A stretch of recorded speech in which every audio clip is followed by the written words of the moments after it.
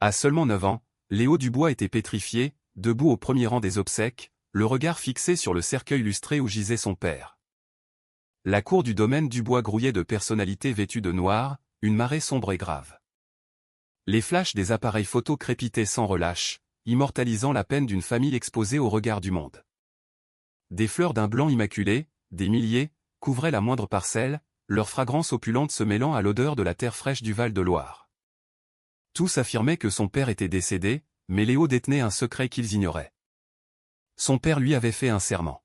« Jamais je ne te laisserai sans t'avoir dit adieu. » Et papa n'avait pas dit adieu. Les petites mains de Léo agrippaient la montre connectée de son père, l'objet qui recelait la vérité. Le prêtre était sur le point de sceller le cercueil à jamais. C'était l'ultime opportunité de Léo. Sa seule et unique chance. Le jeune garçon inspira profondément et accomplit un acte qui allait stupéfier le monde entier.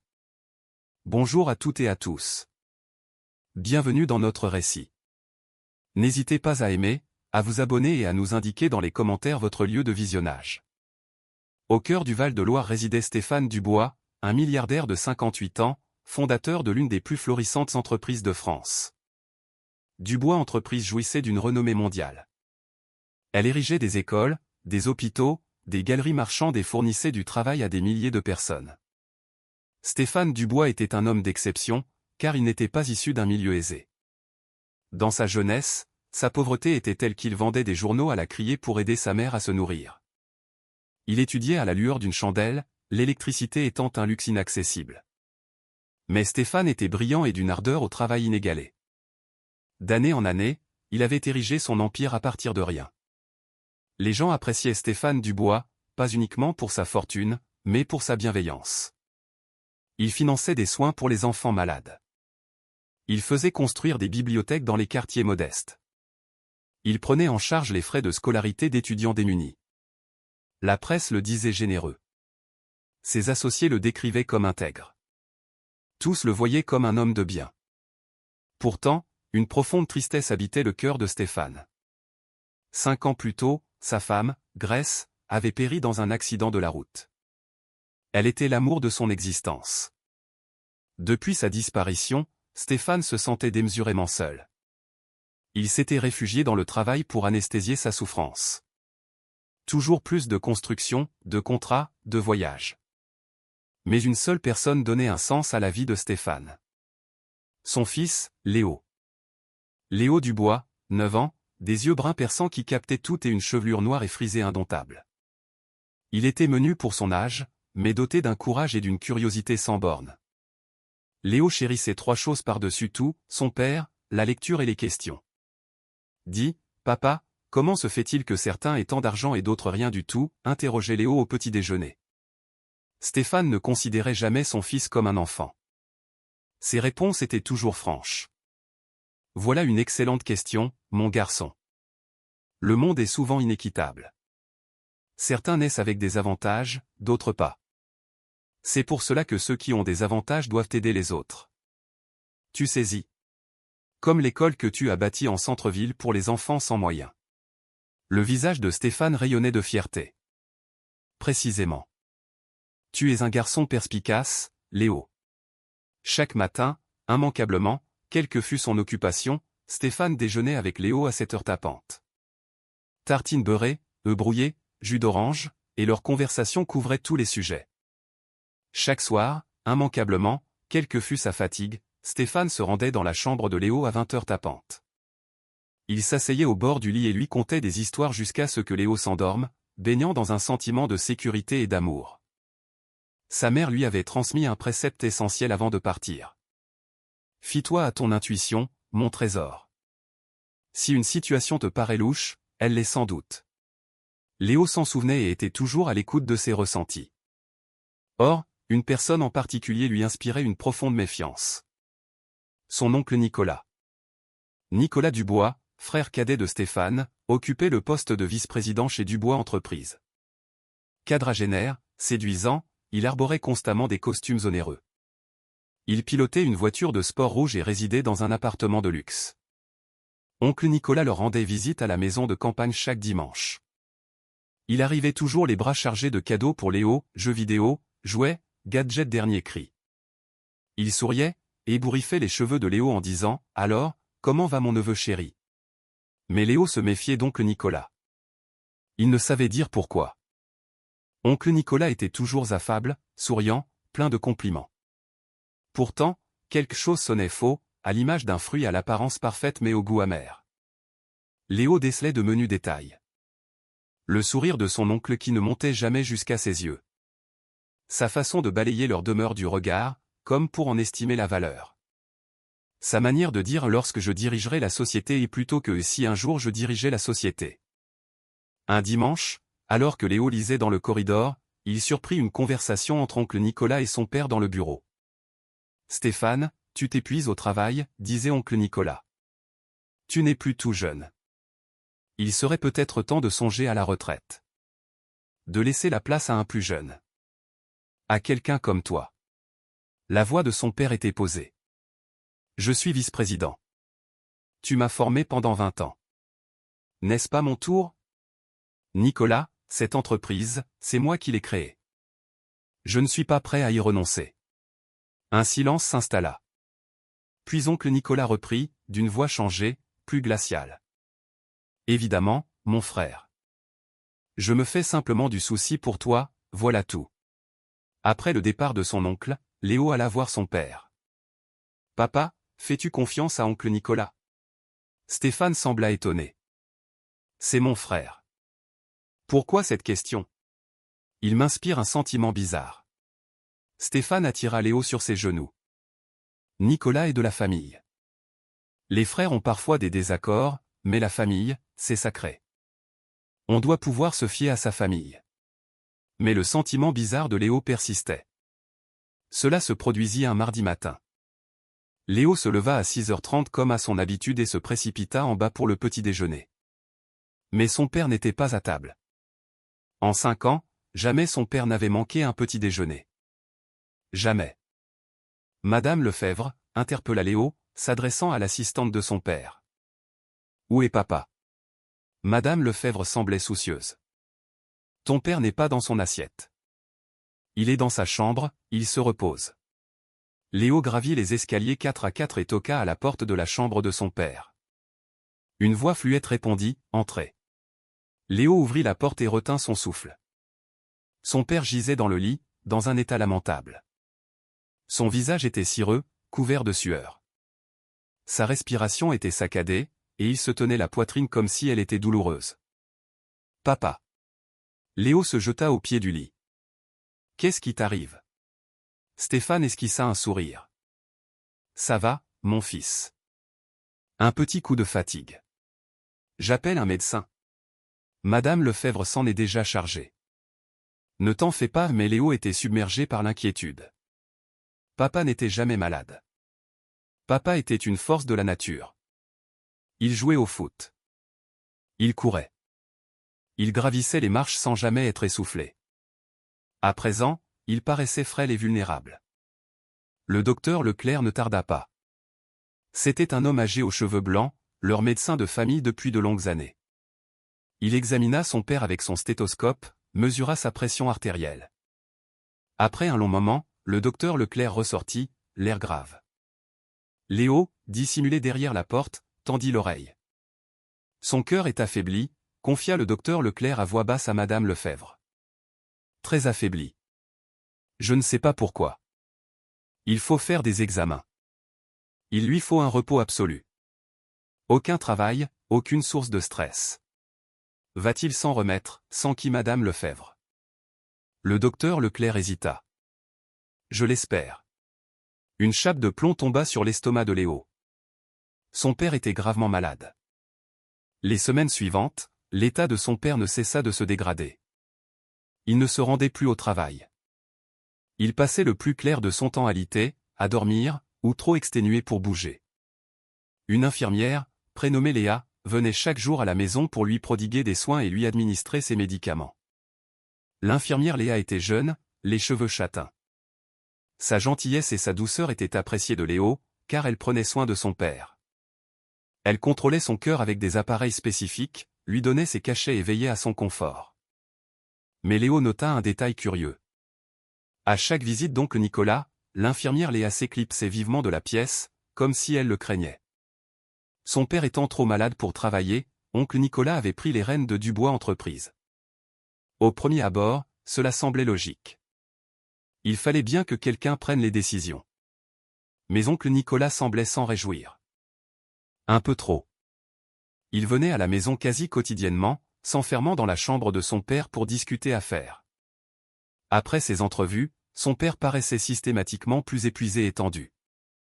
Un soir, en passant devant la chambre de son père, Léo entendit la voix d'oncle Nicolas filtrer à travers la porte. « Tu dois signer ces documents, Stéphane. Ils me confèrent provisoirement les pleins pouvoirs pour gérer l'entreprise tant que tu es malade. » « Je peux encore décider d'ici, » répondit faiblement son père. « Stéphane, sois lucide. Tu tiens à peine assis. Le conseil d'administration s'inquiète. Il nous faut une direction solide. » Un silence suivit. Puis son père laissa échapper un soupir. « Très bien, mais à titre provisoire uniquement. »« Bien entendu, mon frère.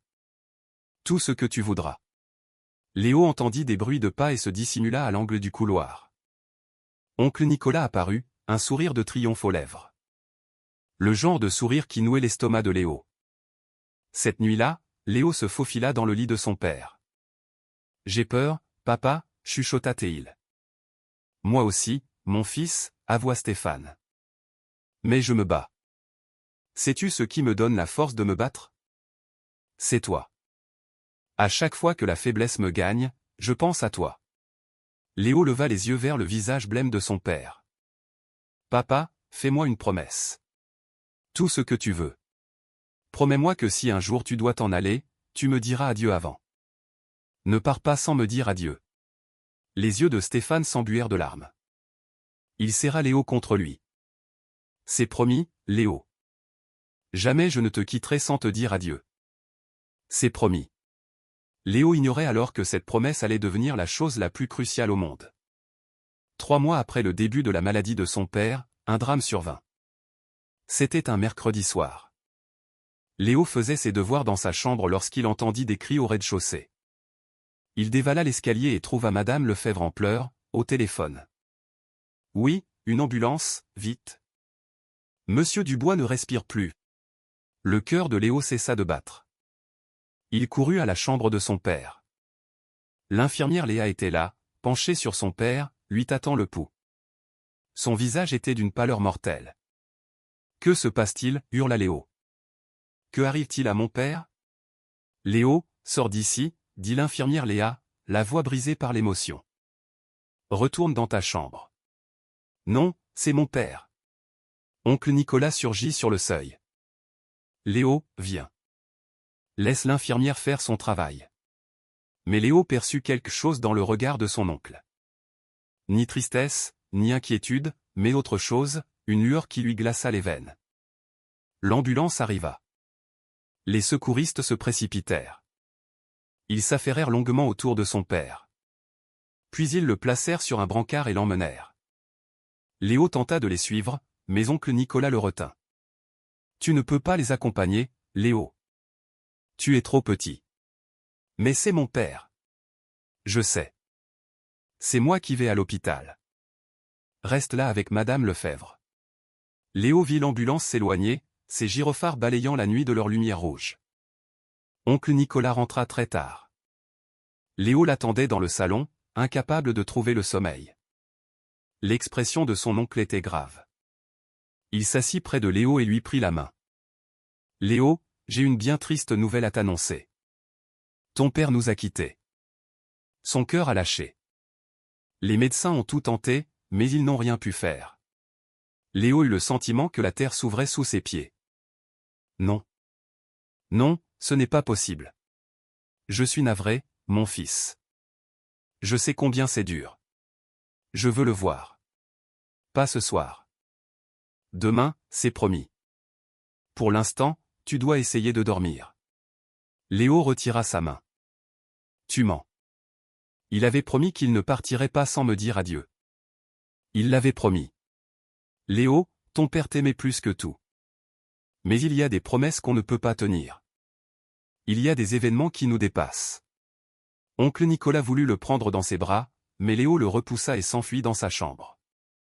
Il verrouilla la porte et pleura jusqu'à l'épuisement. Mais même au plus profond de son chagrin, une petite voix dans sa tête répétait inlassablement, « Quelque chose ne colle pas. Il y a quelque chose qui cloche. » Le lendemain matin, oncle Nicolas était au téléphone, prenant des dispositions. Léo, assis en haut de l'escalier, écoutait. « Oui, les obsèques doivent avoir lieu au plus vite. » « Ce samedi ? » Impossible d'attendre davantage. Mon frère était une personnalité. Le monde entier est en attente. Le corps restera à la morgue jusqu'à la cérémonie. Aucune veillée. La famille souhaite rester dans l'intimité. Oui. Cercueil fermé. C'est non négociable. Samedi. C'était dans à peine 3 jours. Pourquoi un tel empressement de la part d'oncle Nicolas ? Léo se remémora le décès de sa grand-mère. L'organisation des funérailles avait pris 2 semaines. On disait toujours que ces choses demandaient du temps. Alors, pourquoi cette précipitation ? Plus tard, tante Monique arriva à la maison de campagne. C'était la sœur aînée de son père, elle habitait en centre-ville. Léo l'entendit discuter avec oncle Nicolas dans le bureau. « Nicolas, je veux consulter le rapport du médecin. » « De quoi Stéphane est-il décédé, au juste ? » ?»« D'une défaillance cardiaque. Le médecin a dit que son cœur était trop las. Il a cessé de battre. Mais une autopsie aurait dû être pratiquée. C'est la procédure normale pour quelqu'un de son âge. Il n'y a pas eu d'autopsie. La cause du décès était évidente. Stéphane était souffrant depuis des mois. Tout de même, je suis d'avis que... Monique, je t'en prie. Notre frère est mort. Laissons-le reposer en paix. Une autopsie ne ferait que tout retarder et ajouter à la peine de Léo. Léo entendit un froissement de papier. Tante Monique reprit, « Ce rapport médical me semble lacunaire. Aucune mention d'autopsie. On ne sait même pas quel médecin a signé l'acte de décès. Le docteur Leclerc était son médecin traitant. Alors pourquoi sa signature n'y figure-t-elle pas? Une simple erreur administrative, j'en suis certain. Cela arrive. » Mais Léo percevait le doute dans la voix de tante Monique, ce qui ne fit qu'amplifier les siens. Le jour suivant, Léo voulut s'entretenir avec l'infirmière Léa. Elle était présente cette nuit-là. Elle avait été témoin de la scène. Peut-être pourrait-elle lui dire la vérité. Il demanda à madame Lefebvre de la contacter. « J'ai déjà essayé, Léo, » lui répondit madame Lefebvre, l'air préoccupé. Sa ligne est coupée. Je suis passé à son appartement ce matin. Il est vide. Le concierge a dit qu'elle était partie précipitamment en pleine nuit. Où est-elle allée? Nul ne le sait. Elle s'est volatilisée. Un frisson glacial parcourut Léo. L'infirmière Léa n'aurait jamais agi ainsi. Elle tenait à son père. Elle n'aurait pas disparu sans un mot, à moins que quelqu'un l'y ait contrainte. Léo ne pouvait plus contenir ses appréhensions. À l'école, le jeudi, il sollicita un entretien avec son institutrice, Madame Fournier. C'était une femme bienveillante au regard chaleureux, toujours parée de foulards colorés. Ancienne amie de la mère de Léo, elle connaissait la famille depuis longtemps. S'il était quelqu'un pour l'écouter, c'était bien elle. « Madame Fournier, j'ai quelque chose d'important à vous dire, » commença Léo pendant la récréation. « C'est au sujet de mon père. » « Oh, Léo. J'ai appris la triste nouvelle. Je suis de tout cœur avec toi. Si je peux t'aider en quoi que ce soit. » « Justement. Je ne crois pas qu'il soit vraiment mort. » Madame Fournier le dévisagea, surprise. « Léo, je comprends que ce soit dur à admettre, mais... » « Non. Écoutez-moi, s'il vous plaît. Mon père m'a promis de ne pas partir sans me dire au revoir. Il ne l'a pas fait, et mon oncle Nicolas organise les funérailles en toute hâte. À peine 3 jours après sa mort, et l'infirmière Léa a disparu. Et le rapport médical ne mentionne aucune autopsie. La voix de Léo se cassa. Le cœur de mon père ne s'est pas arrêté tout seul. Quelqu'un l'a arrêté. J'en suis sûr. Je le sens. Madame Fournier observa longuement le visage de Léo. Elle y lut de la certitude, du désespoir, mais aussi de l'intelligence. Ce n'était pas un enfant en proie au déni. C'était un enfant qui avait perçu une anomalie. Léo, ce que tu dis est très grave. Qui aurait pu vouloir du mal à ton père? Oncle Nicolas. Il convoitait l'entreprise. Il a pris le contrôle de tout. Et maintenant que papa est mort, tout lui revient. Madame Fournier se mordit la lèvre, songeuse. J'ai un ami, un inspecteur du nom de Bernard. Il a collaboré avec ton père il y a quelques années sur des œuvres de charité. C'est un homme droit et sagace. Accepterais-tu de lui parler? Oui, je vous en prie. Je l'appelle dès aujourd'hui. Mais Léo, sois prêt. Les adultes risquent de ne pas te croire. Tu as 9 ans, tu viens de perdre ton père. Ils penseront que tu es simplement triste et désorienté. Je ne suis pas désorienté. J'ai raison. Je sais que j'ai raison. Madame Fournier lui pressa la main. Alors, nous le démontrerons ensemble. Le soir même, Madame Fournier organisa une rencontre entre l'inspecteur Bernard et Léo à la bibliothèque, à l'abri des regards d'oncle Nicolas. L'inspecteur Bernard était un homme d'une 50aine d'années, aux cheveux grisonnants et au regard las. Il s'installa en face de Léo et le fixa avec sérieux. « Léo, Madame Fournier m'a exposé tes soupçons. Je veux que tu me racontes tout. Depuis le commencement. » Léo s'exécuta. Il parla à l'inspecteur Bernard de l'ambition dévorante d'oncle Nicolas, de la dégradation de la santé de son père, des obsèques expéditives, de la disparition de l'infirmière Léa, de l'absence d'autopsie. L'inspecteur Bernard prit des notes, sans l'interrompre. Quand Léo eut terminé, l'inspecteur resta un instant silencieux. « Léo, j'ai travaillé avec ton père il y a 5 ans. Il m'a aidé à mettre au jour une escroquerie dans des associations caritatives. C'était un homme bon, d'une grande droiture et d'un grand courage. S'il existe la moindre possibilité qu'on lui ait fait du mal, il est de mon devoir d'enquêter. Alors, vous me croyez? Je crois qu'il y a quelque chose d'anormal. Et j'ai appris à me fier à mon flair. Maintenant, il me faut des preuves. Vois-tu quelque chose, un élément tangible qui pourrait nous aider? » Léo se creusa la tête. Puis il se souvint. La montre connectée de papa. Il ne la quittait jamais. Elle enregistre son rythme cardiaque et tout le reste. Il l'a ôtée quand il est tombé trop malade pour la supporter, mais elle doit encore contenir des données. Le regard de l'inspecteur Bernard s'anima. Où se trouve cette montre? Dans son bureau, posée sur son bureau. Peux-tu la récupérer? Je crois. Mais oncle Nicolas est sans cesse à la maison. Alors il te faudra agir avec la plus grande prudence. Si Nicolas est dangereux, il ne doit surtout pas se savoir soupçonner. Cette nuit-là, Léo attendit que toute la maisonnée soit plongée dans le sommeil. La demeure était obscure et silencieuse. Oncle Nicolas était retourné à son appartement. Madame Lefebvre dormait dans la chambre d'amis. Léo se faufila dans le couloir menant au bureau de son père. Son cœur cognait dans sa poitrine à lui en faire mal. Il ouvrit la porte avec une lenteur infinie, grimaçant au son du léger grincement. La clarté lunaire filtrait par la fenêtre, baignant la pièce d'une lumière spectrale. Là, sur le bureau, reposait la montre connectée de son père. Léo s'en empara, les mains moites. Il pressa le bouton latéral, et l'écran s'illumina, affichant les dernières données sauvegardées. 18 décembre, dernière activité enregistrée. La nuit du décès de son père. Léo fit défiler les informations, examinant les relevés de fréquence cardiaque. 18 h, pouls à 68 BPM, normal. 19 h, pouls à 70 BPM, normal. 20 h, pouls à 72 BPM, normal. 20h30, pouls à 165 BPM. Alerte, anormal. 20h35, pouls à 48 BPM. Alerte, dangereusement faible. 20h40, pouls à 35 BPM, critique. 20h42, pouls à 28 BPM, critique. 20h45, pouls à 22 BPM, critique. Les mains de Léo tremblaient en poursuivant sa lecture. À 20h30, le cœur de son père s'était subitement emballé, avant de chuter de façon vertigineuse. Mais ce qui glaça le sang de Léo, ce fut la suite. Après 20h45, d'autres relevés apparaissaient. Infimes, mais bien réels. 20h50, pouls à 18 bpm.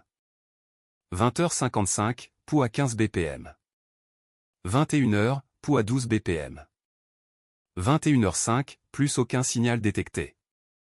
Si le cœur de son père s'était totalement arrêté à 20h45 comme on le prétendait, il n'y aurait dû y avoir aucune lecture ultérieure. Or, il y en avait, faibles, à peine perceptibles, mais elles existaient. Cela signifiait que le cœur de son père ne s'était pas arrêté. Il avait simplement ralenti à un point tel qu'il semblait inerte. Léo savait ce qu'il lui restait à faire. Il devait faire parvenir ces données à l'inspecteur Bernard. C'était une preuve. Une preuve irréfutable. Il dénicha un câble USB dans un tiroir et relia la montre à l'ordinateur de son père. Il transféra toutes les données sur l'ordinateur, puis sur une clé USB trouvée dans le même tiroir. Alors que Léo débranchait la montre, il perçut un son. Des pas. Quelqu'un montait l'escalier. Léo reposa vivement la montre à sa place exacte, saisit la clé USB et chercha frénétiquement une cachette. Les pas se firent plus proches. Léo se glissa sous le bureau au moment même où la porte s'ouvrait et où la lumière était allumée. Par l'interstice sous le meuble, Léo aperçut des souliers d'homme de luxe. Oncle Nicolas. Léo retint sa respiration, s'efforçant de rester parfaitement immobile, de ne produire aucun son. Oncle Nicolas se dirigea vers l'armoire à dossier et se mit à ouvrir les tiroirs, à la recherche de quelque chose. Léo l'entendit grommeler. Où Stéphane a-t-il bien pu le mettre? Le testament doit être là. Oncle Nicolas cherchait le testament de son père. Le document qui désignait l'héritier de tous ses biens. D'autres tiroirs furent ouverts et refermés. Un bruissement de papier. Oncle Nicolas semblait contrarié. Son téléphone sonna. Allô, décrocha-t-il sèchement. Puis son ton changea, se fit plus confidentiel. Non, je t'ai dit de patienter, tout doit paraître impeccable. Peu importe. On suit le plan. Encore 3 jours. Les funérailles sont samedi. D'ici dimanche, j'aurai tout. La société, l'argent, le pouvoir, absolument tout. Léo se sentit nauséeux. Oui, je suis certain que personne ne se doute de quoi que ce soit, poursuivit son oncle.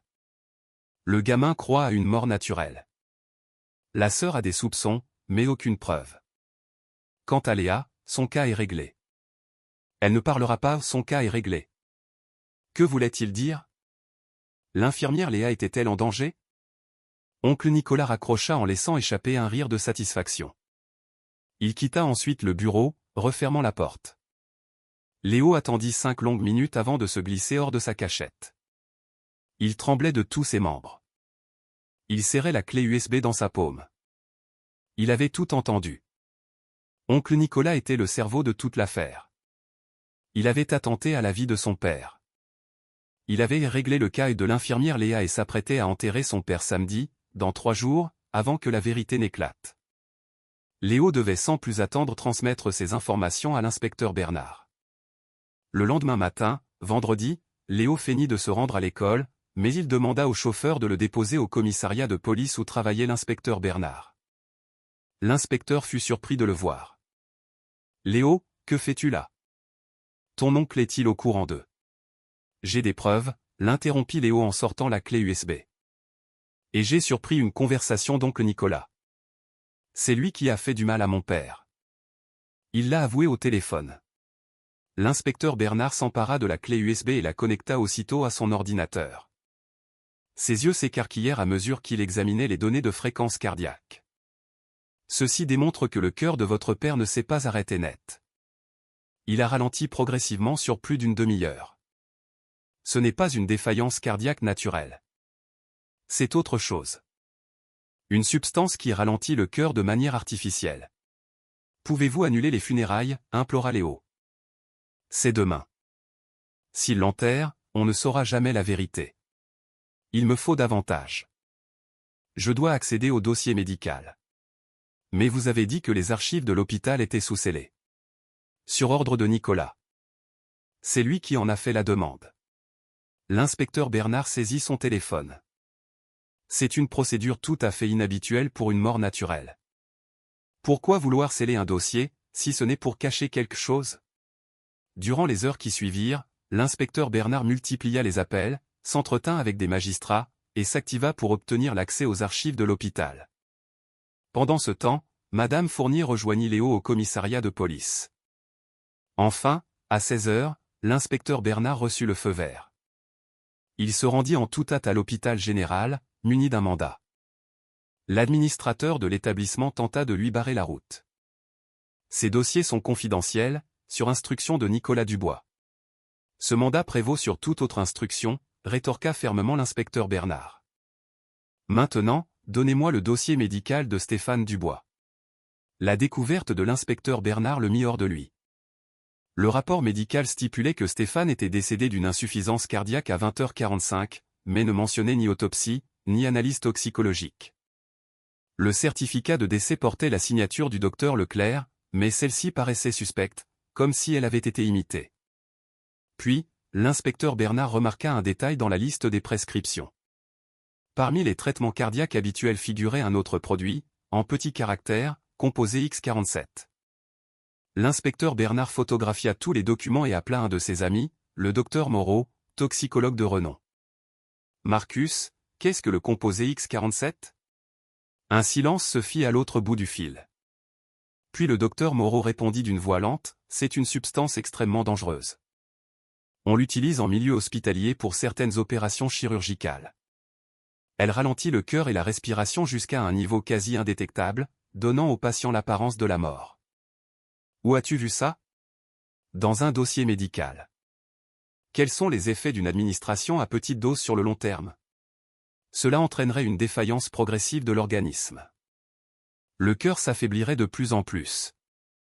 Finalement, il ralentirait au point que la personne semblerait morte, alors qu'elle pourrait être encore en vie, mais dans un état critique. L'inspecteur Bernard sentit une sueur froide perler sur son front. Et est-ce que ça se verrait dans des analyses classiques? Non. La substance se dégrade dans l'organisme en quelques heures. Au bout de quelques jours, elle est totalement indécelable. C'est l'arme du crime idéal. Et si on administrait une forte dose d'un coup? Le cœur ralentirait de façon spectaculaire en quelques minutes. La mort apparente surviendrait en moins d'une heure. Mais un examen très minutieux pourrait révéler un battement cardiaque extrêmement faible pendant un court laps de temps. L'inspecteur Bernard repensa aux données de la montre connectée, au rythme cardiaque qui diminuait graduellement, aux faibles signaux qui persistaient 30 minutes après l'heure du décès. Stéphane Dubois était peut-être encore en vie. L'inspecteur Bernard retourna en trombe au commissariat de police, où Léo et Madame Fournier l'attendaient. « Léo, écoute-moi très attentivement. Je pense que ton père est peut-être encore vivant. » Le cœur de Léo s'emballa. « Quoi? C'est vrai? La substance qu'on lui a administrée donne l'apparence de la mort. Mais comme cela ne fait que quelques jours et que son corps a été conservé au froid à la morgue, il y a une chance, infime, qu'il soit encore en vie, dans un état de mort apparente. Alors il faut le sauver. Il faut empêcher les funérailles. C'est précisément ce que nous allons faire. Mais il faut être malin. Si Nicolas apprend que nous savons, il tentera de s'enfuir. Il faut le coincer aux funérailles, devant tout le monde, avec toutes les preuves. Mais si on arrive trop tard? Si papa meurt d'ici demain? L'inspecteur Bernard s'accroupit pour être à la hauteur de Léo. Ton père est un battant, et s'il est encore en vie, c'est qu'il lutte pour te retrouver. Il faut juste qu'on arrive à temps. Cette nuit-là, l'inspecteur Bernard et son équipe mirent tout en place. Ils se rendraient aux funérailles. Ils attendraient le moment opportun pour intervenir. Léo ne ferma presque pas l'œil. Il imaginait son père, étendu dans un cercueil glacé, luttant pour sa vie, attendant qu'on vienne le délivrer. « Accroche-toi, papa » murmura Léo dans le noir. « J'arrive. »« Accroche-toi encore un peu. » Le samedi matin se leva, gris et glacial, comme si le ciel portait le deuil. Léo se réveilla aux aurores et revêtit le costume noir que Madame Lefebvre avait disposé pour lui. Il s'observa dans le miroir et se sentit bizarre. C'était le jour où il était censé faire ses adieux à son père pour l'éternité. Mais Léo connaissait la vérité. Son père n'était pas mort. Pas encore. Et aujourd'hui, Léo allait le prouver aux yeux de tous. Il glissa la montre connectée dans sa poche. C'était sa seule preuve, son unique indice, son seul espoir. En bas, la maison bourdonnait d'activité. Des gens en tenue de deuil s'agitaient, réglant les derniers détails, passant des appels, réceptionnant des fleurs, tandis que des traiteurs dressaient des tables. Oncle Nicolas trônait au milieu de cette agitation, orchestrant le tout en maître de cérémonie. Il portait un costume noir de grand couturier et affichait une mine grave et affligée qui semblait avoir été répétée devant une glace. En voyant Léo, oncle Nicolas s'approcha et lui posa la main sur l'épaule. « Ce sera une journée éprouvante, Léo, mais sache que je veillerai sur toi. Nous sommes une famille, et dans une famille, on se soutient. » Léo eut envie de se reculer, de hurler la vérité. Mais il se rappela les consignes de l'inspecteur Bernard. Fais comme si de rien n'était. Ne laisse rien paraître devant Nicolas. Léo se contenta donc d'hocher la tête et de murmurer « Merci, oncle Nicolas ». Oncle Nicolas lui adressa un sourire, ce sourire factice qui ne parvenait jamais à atteindre ses yeux. Bien. La voiture nous conduira à la cour du domaine dans 1 heure. La cérémonie débute à 11 heures.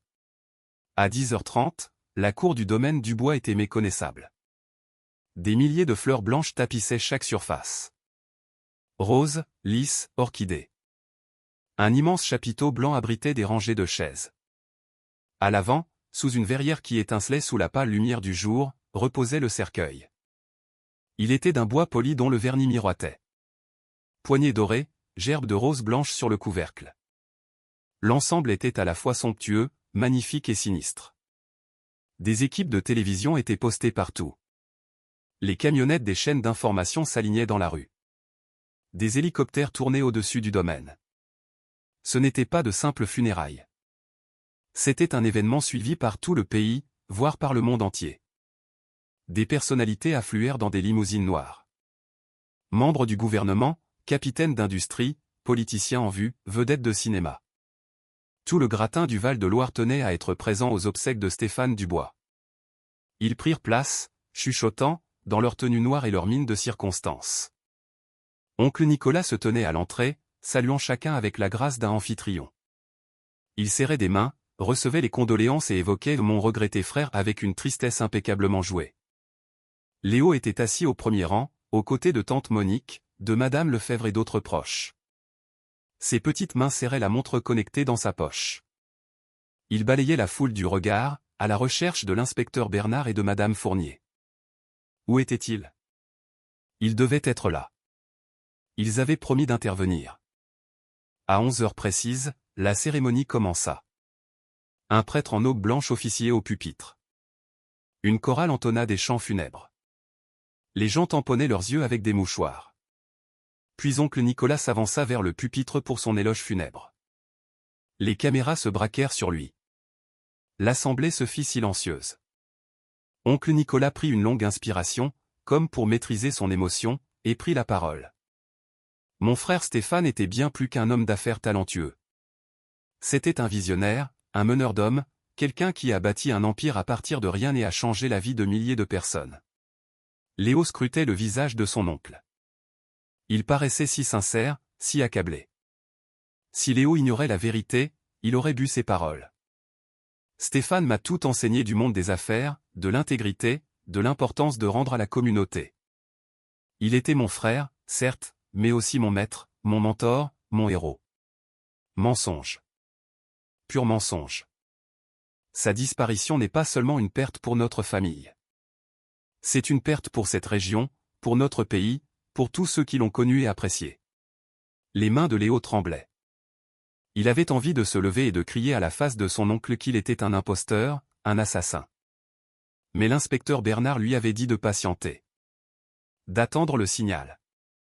Mais l'héritage de Stéphane lui survivra, poursuivit oncle Nicolas, la voix plus assurée. À travers Dubois Entreprises, que je m'honorerai de diriger à sa suite, à travers les édifices qu'il a construits et les existences qu'il a embellies, et à travers son fils Léo, que j'ai fait le serment d'élever comme le mien. Léo se sentit mal à l'aise. Oncle Nicolas s'appropriait déjà tout, la société, l'héritage, et même Léo. Nous disons aujourd'hui adieu à un grand homme, mais nous saluons aussi un renouveau. Stéphane aurait voulu que nous nous tournions vers l'avenir, pas vers le passé. Il aurait voulu. Ça suffit. La voix claqua comme un coup de fouet. Tous se retournèrent vers l'origine de l'interruption. C'était tante Monique, qui s'était levée au premier rang.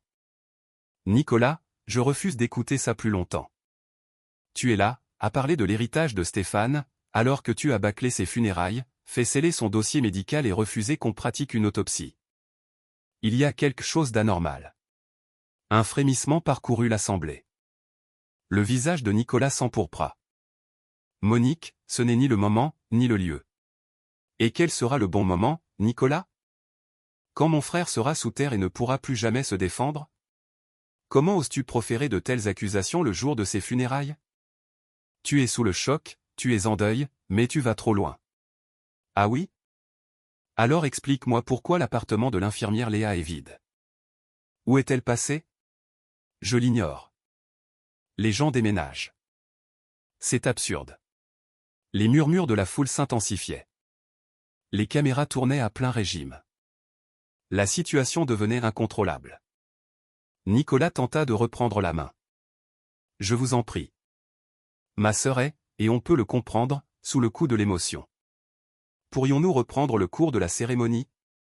Le prêtre doit. Non, lança Léo. Sa voix était fluette, mais dans le silence qui s'était installé, elle porta jusqu'au dernier rang. Léo se mit debout. Ses jambes flageolaient, mais il tint bon. Non, on ne peut pas continuer, répéta-t-il plus fort. Parce que mon père n'est pas mort. Des hoquets de surprise fusèrent de toutes parts. Le visage de Nicolas devint livide. Léo, rassis-toi. Tu es bouleversé. Je ne suis pas bouleversé. La voix de Léo était nette et puissante. Il sortit la montre connectée de sa poche et la brandit.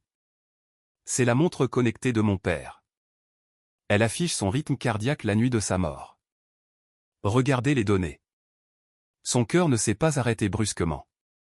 Il a ralenti pendant plus de 30 minutes. Ce n'est pas une mort naturelle.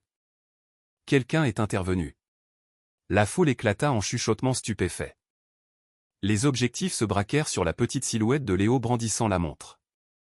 Nicolas s'avança vers lui. Donne-moi ça. Tu ne sais pas de quoi tu. Ne le touchez pas. L'inspecteur Bernard fit irruption par une entrée latérale, talonnée par Madame Fournier. Il agitait un document officiel. J'ai un mandat du tribunal pour interrompre cette inhumation, annonça-t-il d'une voix forte. Ces obsèques ne reprendront pas tant que le corps n'aura pas été examiné par un médecin légiste. Des agents de sécurité s'approchèrent de l'inspecteur Bernard, mais il leur présenta sa plaque. Inspecteur Bernard. Toute tentative d'entrave à la justice sera sanctionnée. Le masque de sérénité de Nicolas se fissura. Son visage se crispa de fureur. C'est de la folie. C'est un spectacle. Mon frère est mort, et vous souillez sa mémoire. Alors vous ne verrez pas d'inconvénient à ce que nous nous en assurions, rétorqua calmement l'inspecteur. Il se tourna vers le maître de cérémonie. Ouvrez le cercueil. Le maître de cérémonie semblait pétrifié. Je ne peux pas faire ça sans. Vous le pouvez, et vous allez le faire. J'en ai l'autorité légale. Ouvrez-le, immédiatement. La confusion était totale. Les gens se levaient, parlaient fort, gesticulaient. Les caméras enregistraient chaque seconde de ce drame retransmis en direct dans tout le pays. Nicolas joua sa dernière carte. C'est une honte. Je m'y oppose. Vous n'avez pas le choix, trancha l'inspecteur Bernard. Il fit signe à deux policiers en uniforme qui l'avaient accompagné. Ils vinrent se poster de part et d'autre de Nicolas, lui coupant toute retraite. Le maître de cérémonie, les mains tremblantes, s'approcha du cercueil. Il jeta un dernier regard à Nicolas, comme pour implorer l'autorisation de désobéir. Le visage de Nicolas était congestionné par la rage, mais il resta muet. Le maître de cérémonie entreprit alors, lentement et avec précaution, d'ouvrir le cercueil. Le temps sembla suspendu. La foule retint son souffle. Les caméras étaient rivées sur le cercueil. Personne ne bougeait, personne ne parlait. Le maître de cérémonie souleva entièrement le couvercle, dévoilant son contenu. Stéphane Dubois y était étendu, vêtu d'un costume sombre. Ses mains étaient croisées sur sa poitrine. Son visage était exsangue, presque cireux. Ses yeux étaient clos. Il avait toutes les apparences d'un mort. Un instant, le doute assaillit Léo. Et s'il s'était trompé? Si son père était bel et bien mort, et qu'il venait de provoquer un esclandre à ses funérailles? L'inspecteur Bernard s'avança. Il se pencha sur le cercueil, posa 2 doigts sur la carotide de Stéphane pour chercher un pouls. Le silence était pesant. Les yeux de l'inspecteur s'écarquillèrent. Un médecin, vite. Le docteur Moreau, qui accompagnait l'inspecteur Bernard, se précipita avec un stéthoscope. Il ausculta la poitrine de Stéphane. Il chercha un pouls. Il souleva les paupières de Stéphane et examina ses pupilles. Il y a quelque chose, dit le docteur Moreau, la voix étranglée par l'émotion. C'est très faible, mais je détecte une activité cardiaque. Environ 8 battements par minute. Il est en vie. Dans un état critique, mais en vie. La foule explosa. Cris, évanouissements, questions des journalistes. Les caméras immortalisaient la scène, le cercueil ouvert, le corps inerte de Stéphane, les médecins s'affairant avec leur matériel. Léo se fraya un passage et courut jusqu'au cercueil. « Papa, papa, c'est moi. » Des ambulanciers surgirent de nulle part avec du matériel de réanimation. Ils branchèrent des électrodes sur le torse de Stéphane. Un moniteur cardiaque se mit à émettre des bips lents, très lents, mais réguliers. Bip. Bip. Bip. 8 pulsations par minute. C'était peu. Mais c'était la vie. Stéphane Dubois était vivant. Madame Fournier serra Léo dans ses bras alors qu'il fondait en larmes. « Tu avais raison, lui murmura-t-elle. Tu l'as sauvé, Léo. Tu as sauvé ton père. » Profitant de la cohue, Nicolas tenta de s'esquiver par une sortie dérobée, mais l'inspecteur Bernard l'avait à l'œil.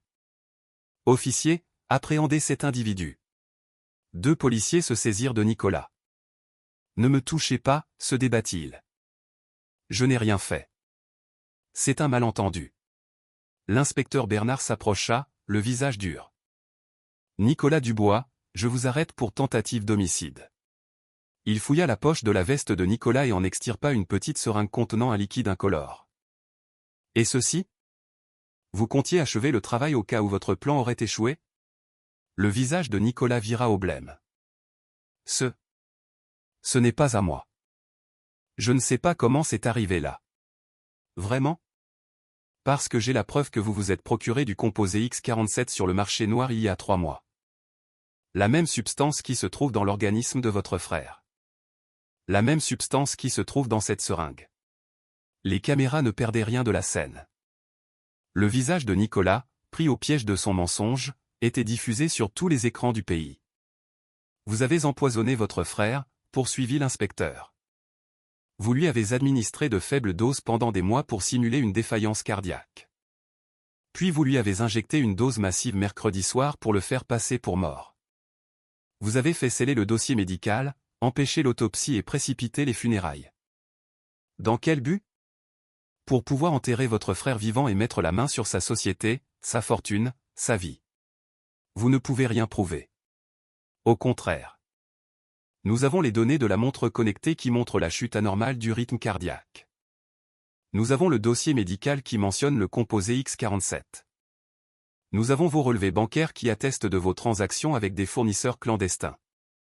Et nous avons le témoignage de l'infirmière Léa, que nous avons retrouvée séquestrée dans un entrepôt par vos sbires.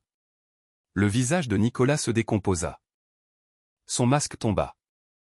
Il ne le méritait pas, siffla-t-il. J'ai travaillé aussi dur. Je suis aussi intelligent. Mais c'est toujours à Stéphane que tout revenait. La société, l'argent, la reconnaissance. J'étais toujours le second, toujours dans son ombre. Alors vous avez voulu le tuer. J'aurais dû tout avoir, hurlait maintenant Nicolas, toute contenance perdue. C'est moi qu'on aurait dû aimer. C'est moi. Les policiers l'entraînèrent, tandis qu'il continuait de vociférer, sous le regard médusé de l'assistance. Les secouristes s'activaient. Ils avaient placé Stéphane sur un brancard, l'avaient branché à des appareils, lui avaient mis un masque à oxygène. Il faut l'emmener à l'hôpital de toute urgence, déclara le chef d'équipe.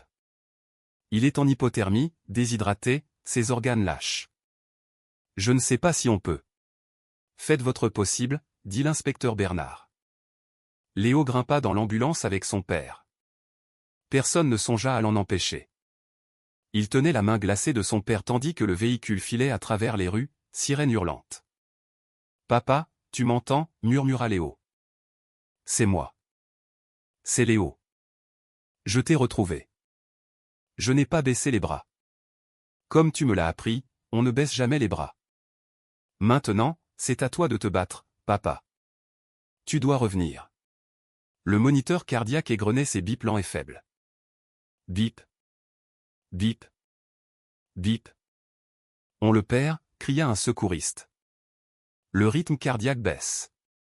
Pas encore, dit l'autre en faisant une injection dans le bras de Stéphane. Allez, monsieur Dubois. Battez-vous. Léo serra plus fort la main de son père. Tu as promis que tu ne partirais pas sans dire adieu. Tu l'as promis. Alors tu dois rester. Tu dois te réveiller. Je t'en prie, papa. Je t'en prie. Et puis, si ténu que Léo crut l'avoir imaginé, il sentit quelque chose. Une pression infime. La main de son père venait de serrer la sienne. Légèrement. Mais c'était assez. Des larmes de soulagement inondèrent le visage de Léo. C'est bien, papa. Je suis là. Juste à côté de toi. Tu vas t'en sortir. J'en suis sûr. L'ambulance arriva aux urgences de l'hôpital. Médecins et infirmières étaient sur le qui-vive. Ils emmenèrent Stéphane en courant dans les couloirs. Léo voulut les suivre, mais une infirmière l'arrêta avec douceur. « Je suis désolé, mon petit. Tu ne peux pas aller plus loin. Mais nous allons faire tout notre possible pour sauver ton père. Tu as été très courageux. Tu lui as offert une chance. » Madame Fournier et l'inspecteur Bernard arrivèrent peu après. Ils s'assirent avec Léo dans la salle d'attente, et ensemble, ils attendirent. Longuement. Les minutes parurent des heures, et les heures des jours. Dehors, c'était la folie. La nouvelle de la découverte de Stéphane Dubois vivant à ses propres funérailles avait fait le tour du monde. Elle était sur toutes les chaînes, tous les sites, tous les réseaux sociaux. Un milliardaire retrouvé vivant à ses funérailles. Un enfant de 9 ans empêche un enterrement et sauve son père. Un frère arrêté pour tentative d'assassinat en pleines obsèques. Mais Léo n'avait que faire de tout ce tumulte. Une seule chose lui importait, que son père survive. Enfin, après 4 heures qui lui semblèrent une éternité, un médecin apparut. Léo bondit sur ses pieds. « Comment va-t-il ? Mon père va bien ? » Le médecin sourit. Un sourire las, mais sincère. Il est vivant. Il va s'en sortir. Il s'en est fallu de peu. 1 heure de plus, et c'était fini. Mais son état est stable. Il est dans le coma, mais son cœur bat sans assistance et ses constantes s'améliorent. Léo sentit ses jambes se dérober. Madame Fournier le rattrapa. « Je peux le voir ?» demanda Léo. « Bientôt. Nous devons le garder en soins intensifs pour le moment. Mais oui, tu pourras le voir bientôt. » Léo éclata en sanglots. Un mélange de soulagement, de joie et d'épuisement. Il avait réussi. Contre toute logique, contre tous les adultes incrédules, contre le plan machiavélique de son oncle, Léo avait réussi. Il avait sauvé la vie de son père. Et devant le monde entier, sous l'œil des caméras et de milliers de spectateurs, l'amour et le courage d'un enfant de 9 ans s'étaient montrés plus forts que la cupidité, plus forts que le mal, plus forts que la mort elle-même. Tout cela parce que Léo avait refusé de croire un mensonge. Tout cela parce qu'il s'était levé et avait crié 3 petits mots. Il n'est pas mort. Pendant les 6 premières heures, Stéphane Dubois est resté inconscient dans l'unité de soins intensifs.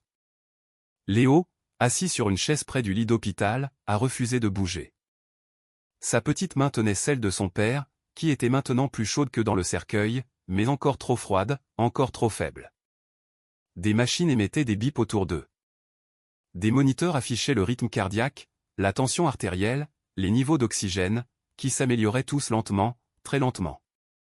Médecins et infirmières venaient régulièrement vérifier Stéphane, ajuster les médicaments, suivre ses progrès. « C'est un miracle qu'il soit en vie », a dit un médecin à Léo. Le médicament dans son système aurait dû le tuer. Mais quelque chose l'a fait se battre. quelque chose ne l'a pas laissé partir. Léo savait ce qu'était ce quelque chose. L'amour. La promesse. Le lien entre un père et son fils que même la mort n'avait pu briser. Madame Lefebvre a apporté de la nourriture à Léo, mais il a à peine mangé. Madame Fournier lui a apporté une couverture, et il s'est enroulé dedans, mais n'a jamais quitté des yeux le visage de son père. L'inspecteur Bernard est passé donner des nouvelles. Nicolas est en garde à vue. Il est accusé de tentative de meurtre, de fraude, de complot et d'une douzaine d'autres crimes. Il ne sortira pas et l'infirmière Léa a demandé Léo. L'avez-vous trouvé? Oui. Les hommes de Nicolas l'avaient enfermée dans un entrepôt. Elle est en sécurité maintenant. Effrayée, mais en sécurité. Elle nous donne son témoignage complet sur tout ce qu'elle a vu. Comment Nicolas l'a forcé à donner les médicaments à votre père? Comment il a menacé sa famille si elle parlait? À l'approche du soir, quelque chose a changé. Léo tenait la main de son père, lui racontant les funérailles, l'arrestation de son oncle Nicolas, tout ce qui s'était passé. Quand soudain, il l'a senti, une pression plus forte cette fois. Papa. Léo s'est penché en avant. Papa, tu m'entends? Les paupières de Stéphane ont vacillé. Ses lèvres ont bougé, essayant de former des mots. Infirmière, a crié Léo. Il se réveille. Le personnel médical s'est précipité.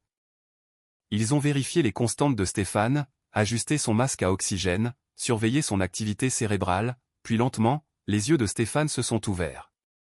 Il était confus au début, le regard perdu, luttant pour comprendre où il était. Mais ensuite, il a trouvé le visage de Léo, et la reconnaissance a brillé. Léo.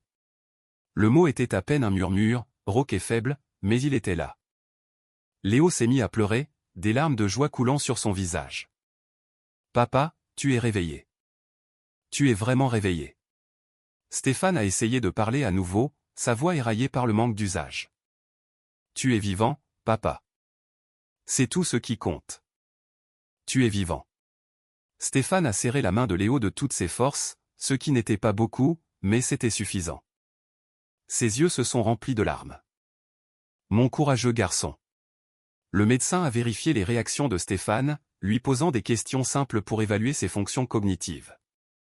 Stéphane a répondu lentement mais correctement. Son esprit était intact. Sa mémoire était là. Il savait qui il était, où il était, ce qui s'était passé. Monsieur Dubois, vous êtes l'un des hommes les plus chanceux au monde, a dit le médecin. Une heure de plus dans ce cercueil, et nous n'aurions pas pu vous sauver. Les actions de votre fils vous ont donné la chance dont vous aviez besoin. Stéphane a regardé Léo avec tant d'amour et de gratitude que Léo a senti son cœur prêt à exploser. Je savais que tu me trouverais, a murmuré Stéphane. J'ai entendu ta voix dans l'obscurité. Elle m'a ramené. Je t'ai promis que je ne te laisserai pas partir, a dit Léo. Tu as promis que tu ne partirais pas sans dire au revoir. Nous avons tous les deux tenu nos promesses. Pendant que Stéphane se remettait à l'hôpital, le pays tout entier était sous le choc. Les images des funérailles étaient devenues virales dans le monde entier. Toutes les chaînes d'information les diffusaient en boucle. Léo se levant. La preuve de la montre connectée. L'inspecteur Bernard faisant irruption. L'ouverture du cercueil. La découverte que Stéphane Dubois était en vie. Miracle aux funérailles. Milliardaire retrouvé vivant. Un héros de 9 ans sauve son père de l'inhumation. Frère arrêté dans un complot de meurtre choquant. Les médias sociaux ont explosé de réactions. Le hashtag pas mort est devenu le sujet le plus discuté au monde. Les gens ont partagé la vidéo des millions de fois. Tout le monde avait un avis. Ce garçon est un héros. Il a fait confiance à son instinct alors que tous les adultes ont échoué. Je n'arrive pas à croire que quelqu'un essaierait d'enterrer son propre frère vivant pour de l'argent. La façon dont Léo s'est levé à ses funérailles, cela a demandé un courage incroyable. Stéphane Dubois a construit des écoles et des hôpitaux pour les autres. Son fils a construit un pont pour le ramener de la mort. Les émissions d'information ont invité des experts à discuter de l'affaire. Des professionnels de la santé ont expliqué le fonctionnement du composé X47. Des experts juridiques ont analysé les crimes de Nicolas. Des psychologues ont parlé de la trahison familiale et des traumatismes infantiles. Mais le moment le plus puissant est venu lorsqu'une chaîne d'information locale a interviewé certains des enfants des écoles que Stéphane avait construites. Une jeune fille, peut-être âgée de 7 ans, a dit « Monsieur Dubois nous a donné un endroit pour apprendre. Son fils lui a donné une raison de vivre. C'est ce que fait l'amour. » Le monde entier regardait la famille Dubois, regardait cette histoire impossible se dérouler. L'inspecteur Bernard a travaillé jour et nuit pour monter le dossier contre Nicolas Dubois. Ce qu'ils ont découvert était encore pire que ce qu'ils avaient imaginé. Nicolas planifiait cela depuis plus d'1 an. La police a trouvé un carnet dans son appartement avec des plans détaillés. Comment obtenir le médicament, combien en donner à Stéphane, comment tout synchroniser parfaitement. Les relevés bancaires ont montré que Nicolas avait dépensé plus de 100 000 € pour préparer le meurtre. Il avait payé un fournisseur du marché noir pour le composé X47. Il avait soudoyé le docteur Leclerc pour falsifier les dossiers médicaux. Il avait engagé des hommes pour intimider l'infirmière Léa et la faire taire. Ils ont trouvé des comptes bancaires offshore au nom de Nicolas, prêts à recevoir l'argent de Dubois entreprise une fois qu'il en aurait pris le contrôle. Ils ont trouvé de faux documents lui donnant procuration. Ils ont trouvé des emails entre Nicolas et des avocats véreux discutant de la manière de gérer Léo après la mort de Stéphane. Ils prévoyaient de t'envoyer en internat, a dit doucement l'inspecteur Bernard à Léo. Loin, où tu ne pourrais pas causer de problème. Ils voulaient le contrôle total. Mais la preuve la plus accablante a été la propre confession de Nicolas. Aux funérailles, devant les caméras et les témoins, il avait tout avoué dans sa rage. Ces mots étaient enregistrés, diffusés, impossible à nier. La police a également trouvé des preuves que Nicolas volait Dubois entreprise depuis des années, de petites sommes au début, puis des sommes de plus en plus importantes. Il vivait au-dessus de ses moyens, jouait, faisait de mauvais investissements. Il était noyé sous les dettes et a vu la mort de Stéphane comme sa seule issue. La cupidité pousse les gens à faire des choses terribles, a dit l'inspecteur Bernard à Léo lors d'une visite. Ton oncle aimait l'argent plus qu'il n'aimait son frère, plus qu'il ne t'aimait, plus qu'il n'aimait sa propre âme. L'infirmière Léa a donné son témoignage complet. Elle a décrit comment Nicolas l'avait approché des mois auparavant, lui offrant de l'argent pour donner des médicaments spéciaux à Stéphane. Quand elle avait refusé, il avait menacé sa famille. Elle avait été terrifiée, piégée, faisant ce qu'il disait pour protéger les personnes qu'elle aimait. Je suis tellement désolée, a dit l'infirmière Léa à Léo lorsqu'elle a visité l'hôpital. J'aurais dû être plus courageuse. J'aurais dû le dire à quelqu'un. Au lieu de ça, j'ai fui et je me suis cachée. Vous aviez peur, a dit Léo. Je comprends. Et vous aidez maintenant. C'est ce qui compte. Tu es un enfant plus sage que la plupart des adultes que je connais, a dit l'infirmière Léa, les larmes aux yeux. Le rétablissement de Stéphane a été lent mais constant. La première semaine, il pouvait à peine rester éveillé plus d'1 heure à la fois. Son corps avait subi un traumatisme incroyable. Les drogues, l'état de mort imminente, les heures dans le cercueil froid. Il faudrait du temps pour guérir, mais son esprit était vif. Sa gratitude était immense. Et chaque fois qu'il regardait Léo, ses yeux se remplissaient d'amour et d'émerveillement. Raconte-moi tout, a dit Stéphane un après-midi où il était assez fort pour parler davantage. Je veux savoir comment tu as deviné. Alors Léo lui a raconté le drôle de pressentiment qu'il avait toujours eu à propos de son oncle Nicolas, le fait d'avoir remarqué que les funérailles étaient trop précipitées, la disparition de l'infirmière Léa, la découverte de la montre connectée et la lecture des données. Stéphane a écouté avec étonnement. Tu avais 9 ans et tu as enquêté sur un crime qui a trompé tout le monde. Comment savais-tu quoi chercher? Maman disait toujours, fais confiance à ton instinct. Et tu disais toujours, fais attention aux détails. Alors j'ai fait les deux. Stéphane a tendu la main et a touché le visage de Léo. Ta mère serait si fière de toi. Je suis si fier de toi. Tu m'as sauvé la vie, Léo. Pas seulement en arrêtant les funérailles. Tu m'as sauvé la vie en refusant de croire un mensonge alors que tout le monde l'acceptait. Mais Stéphane a aussi remarqué autre chose. Léo souriait quand il parlait, mais il y avait une tristesse dans ses yeux, un regard hanté qui n'était pas là avant. Qu'est-ce qui ne va pas, mon fils, a demandé doucement Stéphane un soir. Léo est resté silencieux un long moment. Puis il a dit doucement, je te vois sans cesse dans ce cercueil. J'en rêve tout le temps. Et si je m'étais trompé? Et si tu avais vraiment été mort et que j'avais fait une scène à tes funérailles? Et si l'inspecteur Bernard ne m'avait pas cru? Et si nous étions arrivés trop tard? Mais tu ne t'es pas trompé. Et nous ne sommes pas arrivés trop tard. Mais nous aurions pu.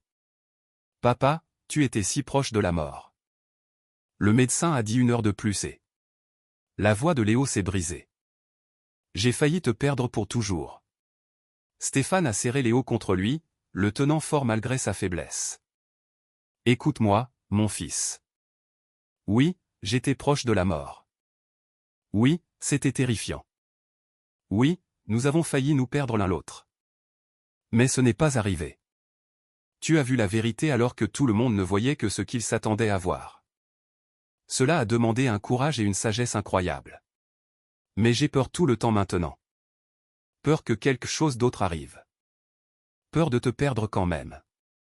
Cette peur est normale, Léo. Tu as vécu quelque chose de traumatisant.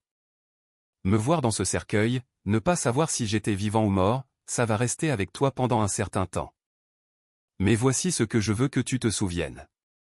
Tu n'as pas vu la mort dans ce cercueil. Tu as vu la vérité. Tu as vu que je me battais encore, que je m'accrochais encore, que j'attendais encore que tu me trouves. Léo a essuyé ses yeux. Je veux juste que les choses redeviennent normales. Elles le redeviendront. Pas aujourd'hui. Peut-être pas avant un certain temps, mais elles le redeviendront. Et Léo, nous allons traverser ça ensemble. Je vais m'assurer que tu parles à quelqu'un qui peut t'aider à gérer ses sentiments. Et je serai là chaque jour pour te rappeler que tu m'as sauvé. Tu nous as donné à tous les deux une seconde chance. Pendant la convalescence de Stéphane, l'inspecteur Bernard et Madame Fournier sont devenus des visiteurs réguliers à l'hôpital. L'inspecteur Bernard passait après le travail, apportant parfois des jeux d'échecs ou des jeux de cartes. Lui et Stéphane jouaient pendant que Léo faisait ses devoirs à proximité, profitant simplement d'être dans la même pièce que son père. « Vous avez élevé un fils extraordinaire », a dit un soir l'inspecteur Bernard à Stéphane. La plupart des adultes n'auraient pas eu le courage de faire ce qu'il a fait. « Je sais », a dit Stéphane en regardant Léo avec fierté. « Il est plus courageux que je ne l'ai jamais été à son âge. Plus courageux que je ne le suis maintenant. » Madame Fournier apportait des livres et lisait à Stéphane quand il était trop fatigué pour lire lui-même. Elle s'assurait également que Léo suivait ses cours, même s'il avait manqué des semaines de classe. L'éducation ne s'arrête pas simplement parce que la vie devient difficile, a-t-elle dit doucement. Ton père voudrait que tu continues à apprendre. Les 3 adultes, Stéphane, l'inspecteur Bernard et Madame Fournier, ont noué un lien pendant ces semaines à l'hôpital. Ils avaient été réunis par la tragédie, mais sont restés ensemble par respect mutuel et une foi renouvelée en la justice. Je suis inspecteur depuis 20 ans, a dit un jour Bernard. J'ai vu beaucoup de mal. Des gens se faisant du mal pour de l'argent, pour le pouvoir, pour des raisons stupides. Mais j'ai aussi vu du courage. Et Léo m'a montré que le courage peut se trouver dans les plus petits paquets. Il m'a rappelé pourquoi je suis devenu inspecteur en premier lieu, pour protéger les innocents et arrêter les coupables. Madame Fournier a hoché la tête.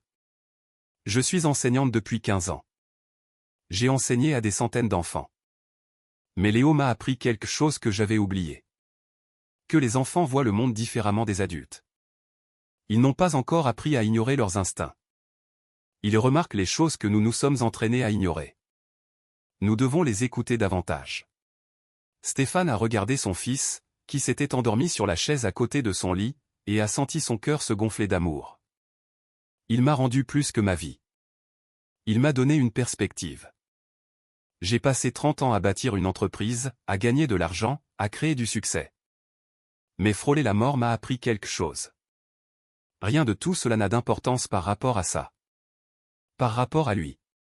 Alors que Stéphane devenait plus fort, la pression médiatique a augmenté. Tout le monde voulait l'interviewer. Talk shows, émissions d'information, magazines, réalisateurs de documentaires, éditeurs de livres. Tout le monde voulait entendre l'histoire de la bouche de Stéphane Dubois lui-même. Sa chambre d'hôpital a reçu des milliers de lettres et de fleurs. Des gens du monde entier ont envoyé des messages de soutien, de gratitude et d'émerveillement. Des enfants ont envoyé des dessins de Léo en super-héros. Des adultes ont envoyé des prières et des vœux de bon rétablissement. Des chefs d'entreprise ont envoyé des promesses de soutien pour le jour où Stéphane serait prêt à retourner au travail. Mais Stéphane a refusé toutes les demandes d'interview. Pas encore, a-t-il dit à Madame Lefebvre, qui filtrait les appels. Pour l'instant, je dois me concentrer sur ma guérison et sur le fait d'être avec mon fils. Le monde peut attendre. Cependant, il y avait une déclaration que Stéphane sentait devoir faire. Avec l'aide de l'inspecteur Bernard, il a enregistré un court message vidéo depuis son lit d'hôpital. Léo était assis à côté de lui et Madame Fournier tenait la caméra. Stéphane a parlé lentement, sa voix encore faible mais claire. Je m'appelle Stéphane Dubois, et je suis en vie grâce à mon fils, Léo. Beaucoup de gens le qualifient de héros, et ils ont raison. Mais je veux que tout le monde comprenne quelque chose. Léo n'a pas seulement sauvé ma vie par ses actions aux funérailles. Il a sauvé ma vie parce qu'il a refusé de croire un mensonge. Il a sauvé ma vie parce qu'il a prêté attention alors que tout le monde regardait ailleurs. Il a sauvé ma vie parce qu'il m'aimait assez pour se battre pour la vérité. Stéphane a marqué une pause, rassemblant ses forces. Léo lui tenait la main. Mon frère Nicolas a essayé de me prendre la vie par cupidité. Il voulait l'argent et le pouvoir plus qu'il n'appréciait la famille. Ses actions étaient mauvaises, et il fera face à la justice. Mais je ne veux pas que cette histoire soit à son sujet. Je veux qu'elle soit sur le courage, l'amour et le pouvoir de la vérité. Stéphane a regardé Léo. Ce garçon a 9 ans. Il a fait face à des choses qu'aucun enfant ne devrait affronter. Il a pris des décisions qui mettraient au défi la plupart des adultes. Et il a tout fait parce qu'il a fait confiance à son instinct et a refusé d'abandonner. C'est la vraie histoire. C'est ce que je veux que le monde se souvienne. La vidéo s'est terminée par Stéphane serrant Léo contre lui, tous deux souriant à travers les larmes. Lorsque la vidéo a été diffusée aux médias, elle a été vue plus de 50 millions de fois le premier jour. Le monde a regardé un père et un fils réunis contre toute attente, montrant au monde ce que signifie vraiment l'amour. Et dans cette chambre d'hôpital, entouré de fleurs, de lettres et du soutien d'inconnus, Stéphane Dubois a réalisé quelque chose de profond. Il avait passé sa vie à essayer de construire un héritage à travers son entreprise. Mais son véritable héritage était assis juste à côté de lui. Un garçon courageux et brillant qui avait appris les leçons les plus importantes de toutes. Prêter attention à la vérité. Faire confiance à son instinct. Ne jamais abandonner les personnes que l'on aime. Et parfois, la plus petite voix porte le message le plus important. 3 mois après ces terribles funérailles, le procès de Nicolas Dubois a commencé. Le palais de justice était plein à craquer chaque jour. Les gens faisaient la queue pendant des heures juste pour avoir une place. Les caméras de télévision s'entassaient à l'extérieur. Le pays entier a regardé la justice se dérouler. Les preuves contre Nicolas étaient accablantes. L'accusation a présenté les données de la montre connectée montrant la baisse anormale du rythme cardiaque de Stéphane. Ils ont montré les dossiers médicaux avec le composé X47 listé. Ils ont présenté les relevés bancaires prouvant que Nicolas avait acheté le médicament à des fournisseurs illégaux. L'infirmière Léa a témoigné, décrivant comment Nicolas l'avait forcé à empoisonner Stéphane et avait menacé sa famille quand elle voulait arrêter. Sa voix tremblait en parlant, mais elle a été courageuse et a dit la vérité. Le docteur Leclerc, qui avait déjà plaidé coupable pour son rôle dans la falsification des dossiers, a témoigné que Nicolas l'avait payé 200 000 € pour déclarer Stéphane mort sans autopsie et pour sceller les dossiers médicaux. L'inspecteur Bernard a présenté le carnet qu'ils avaient trouvé dans l'appartement de Nicolas. Des pages et des pages de plans, de calculs, de timing, d'horaires. Cela prouvait que Nicolas planifiait cela depuis plus d'1 an. Et puis ils ont diffusé les images des funérailles. Les propres mots de Nicolas capturés par la caméra, avouant sa jalousie, sa cupidité, ses crimes. Les avocats de Nicolas ont essayé de le défendre. Ils ont prétendu qu'il était mentalement instable, qu'il avait été sous pression, qu'il n'avait jamais eu l'intention de tuer Stéphane, mais personne ne les a crus. Le jury a délibéré pendant seulement 3 heures. Coupable sur tous les chefs d'accusation. Tentative de meurtre, fraude, complot, vol, enlèvement pour ce qu'il avait fait à l'infirmière Léa, et une douzaine d'autres charges. Léo et Stéphane étaient assis dans la salle d'audience lorsque le verdict a été lu. Léo a serré fort la main de son père. Quand le juge a demandé à Nicolas s'il avait quelque chose à dire avant la sentence, Nicolas s'est levé. Pendant un instant, Léo a pensé qu'il pourrait s'excuser, montrer un certain remords. Mais Nicolas a simplement regardé Stéphane avec des yeux froids et a dit « Tu as toujours eu tout ce que je voulais. » Tout. C'était tout. Pas d'excuses, pas de regrets, juste de l'amertume. Le juge, une femme sévère aux cheveux gris, a regardé Nicolas avec dégoût. « Monsieur Dubois, vous avez essayé d'assassiner votre propre frère, non pas dans un accès de passion, mais par des mois de planification minutieuse. Vous l'avez empoisonné lentement, l'avez fait souffrir, avez essayé de l'enterrer vivant, et avez terrorisé une jeune infirmière pour couvrir vos crimes. Vous n'avez montré aucune pitié, aucune compassion, aucune humanité. » Elle a marqué une pause, laissant ces mots pénétrer. « Ce tribunal vous montrera la même chose. Je vous condamne à la réclusion à perpétuité sans possibilité de libération conditionnelle. Vos biens sont par la présente saisis et seront redistribués à des œuvres caritatives comme demandé par votre frère. Vous passerez le reste de vos jours derrière les barreaux à penser à ce que vous avez fait. Puissiez-vous un jour trouver le remords qui vous échappe aujourd'hui. » Le marteau est tombé avec un bruit sec.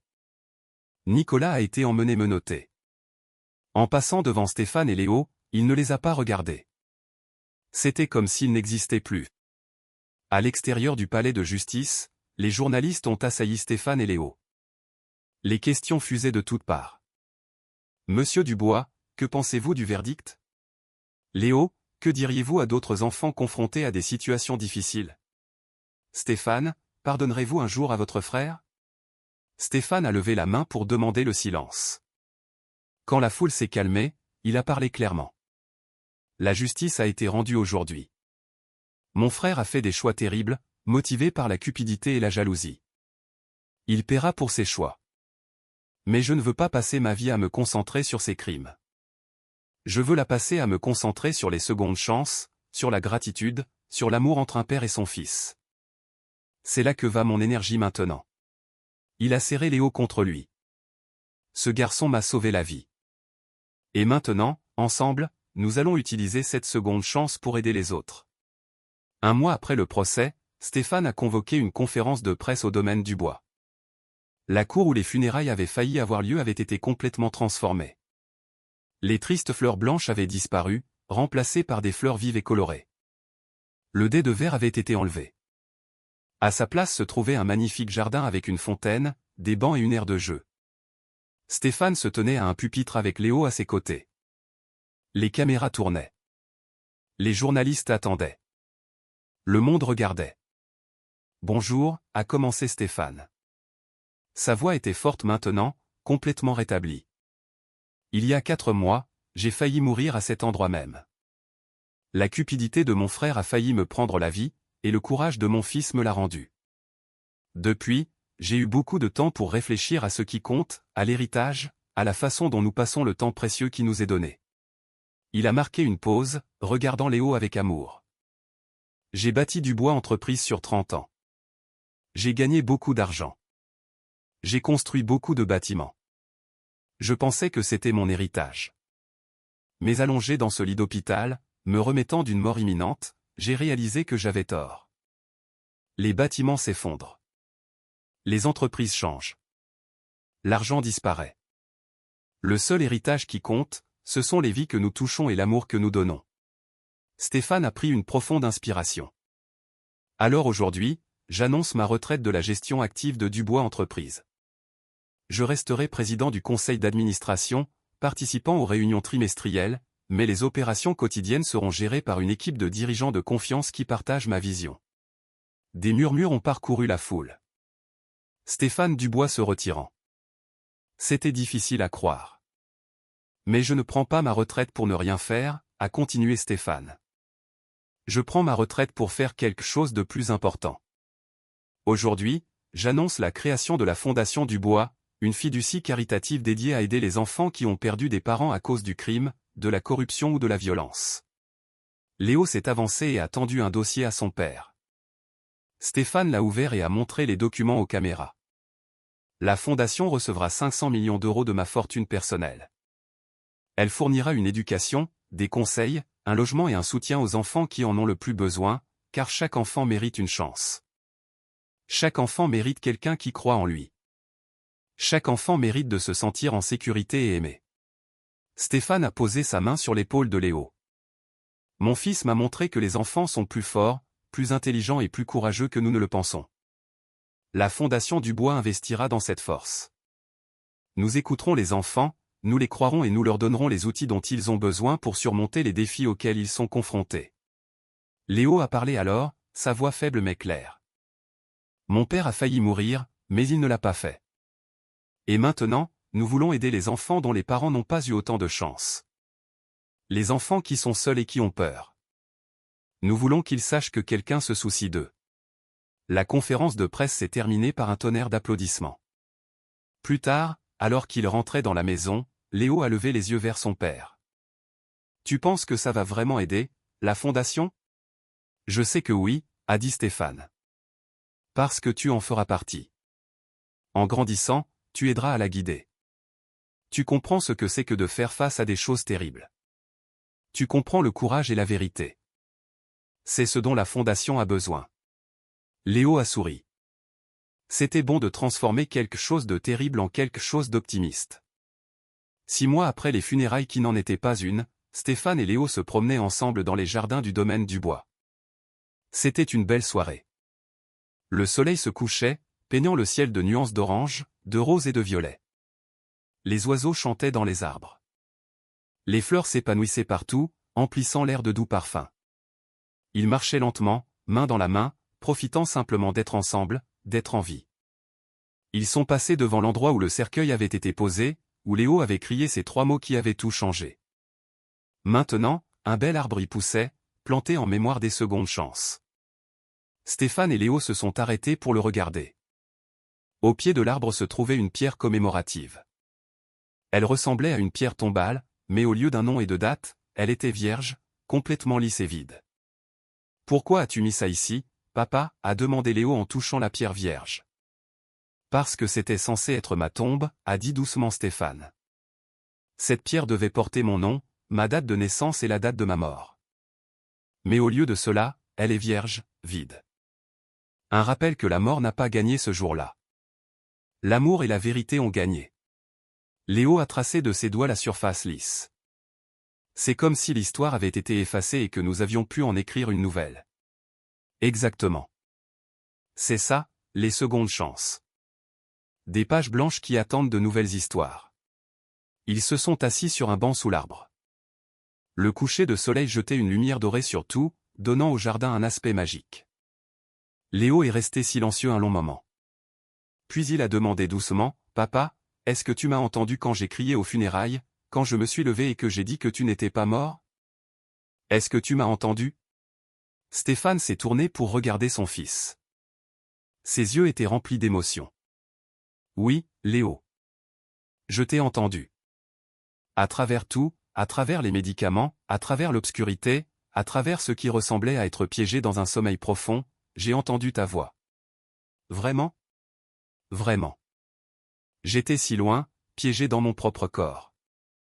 Je pouvais entendre des sons, mais ils semblaient distants, comme si j'étais sous l'eau. Des voix allaient et venaient, mais je ne pouvais pas répondre, pas bouger, pas ouvrir les yeux. C'était terrifiant. Léo a serré la main de son père. Mais ensuite je t'ai entendu, a continué Stéphane. Ta voix a tout traversé. Claire, forte et certaine. Il n'est pas mort. Et quelque chose en moi a répondu. Quelque chose qui avait abandonné, qui lâchait prise, qui dérivait. Soudain, il s'est battu. Ta voix m'a ramené, Léo. Elle m'a donné quelque chose à quoi m'accrocher. Une raison de continuer à me battre. Des larmes ont coulé sur les joues de Léo. J'avais si peur. Et si je m'étais trompé? Et si tu étais vraiment mort et que je ne pouvais tout simplement pas l'accepter? Mais tu ne t'es pas trompé. Tu as fait confiance à ton instinct. Tu as cru dans ton cœur ce que tes yeux ne pouvaient pas voir. C'est la foi, mon fils. C'est le courage. C'est l'amour. Ils sont restés assis dans un silence confortable pendant un moment, regardant le soleil descendre plus bas. Papa, a dit finalement Léo. Oui. Je suis content que tu aies tenu ta promesse. Tu as dit que tu ne partirais jamais sans dire au revoir, et tu n'es pas parti. Stéphane a serré Léo contre lui, le tenant fort. Et je ne le ferai jamais. Je te le promets, Léo. Aussi longtemps que je vivrai, je serai là pour toi. Nous avons eu une seconde chance, toi et moi. Et je ne vais pas en gaspiller un seul instant. Alors que les derniers rayons de soleil s'estompaient et que les étoiles commençaient à apparaître dans le ciel qui s'assombrissait, père et fils étaient assis ensemble sous l'arbre qui poussait là où la mort aurait dû gagner, mais où la vie avait prévalu. La pierre tombale vierge se tenait à proximité, un rappel permanent que parfois les pires fins peuvent se transformer en les plus beaux nouveaux départs. Et quelque part au loin, ils pouvaient entendre les bruits de la ville, les klaxons, la musique lointaine, le bourdonnement de millions de vies qui continuaient.